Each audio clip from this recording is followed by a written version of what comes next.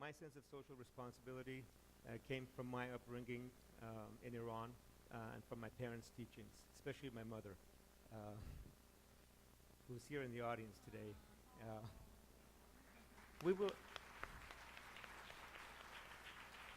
we will introduce her later on at the end if you have a few minutes.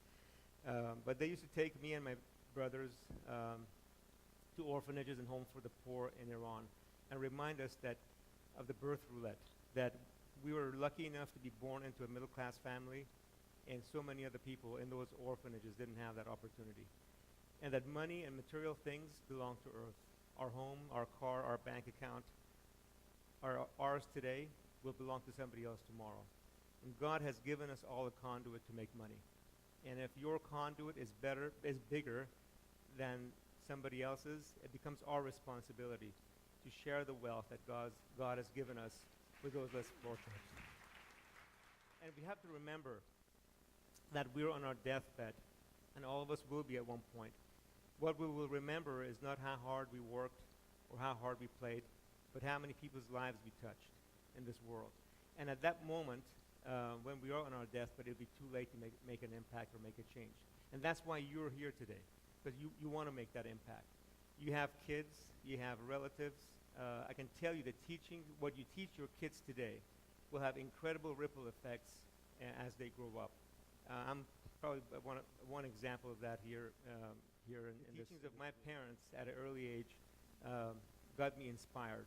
And what was a catalyst for me, what changed me or gave or jump-started and rejuvenated my sense of social responsibility was in 1997 when I went back to Iran to visit one of the orphanages that I had seen growing up.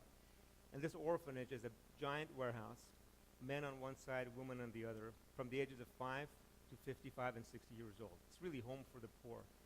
I arrived at noon when they were handing out lunch. And lunch was one orange. And to see the look on these, to see the look on people's faces from the age of 5 to 55, and how they savored this one orange, how they cherished this one orange. That's as if it was the last meal they would have.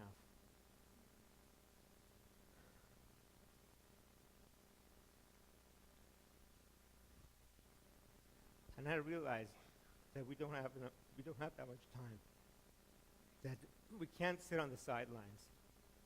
We need to be mavericks. We need to step outside the box. That years ago, when I was growing up in Iran, there was a young girl that used to live in our neighborhood. Her family was impoverished. I was kind to her. We were growing up together. But I didn't do anything to help her situation. I could have simply asked my parents, a middle-class family, to help their family. But I didn't get out of my comfort zone. I stood on the sidelines and see this family and this girl that was my age, a teenager at the time, suffer. And I still regret that to this day. And we all have regrets. And I have a lot of regrets in my life. But we don't have enough time. There's so much poverty in this world. There's so many opportunities to help other people. So we need mavericks. We need dissidents. We need people that want to get out of their comfort zone and create a legacy. Because we don't have enough time. Because there's so much poverty in this world. You just heard the stories of these two outstanding women and what they do to people in this community. If you want to help locally, you want to help globally, there's so many opportunities for us to get involved. That orange that was handed out as lunch in that orphanage in Iran changed my life. Again, I realized that there's so much suffering, so much poverty, so much hunger in this world that we need to get active. We need to become citizens, active citizens that give and give from our time, talent, treasure, and by the way, if you want to give food locally, the best way to do that is not to buy canned goods or groceries from a grocery store. The best way to do that is what? Is write a check to the food bank.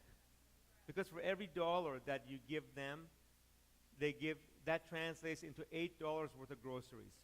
They distribute food to organizations such as Proverello House and 170 other organizations in Fresno County that feed the poor.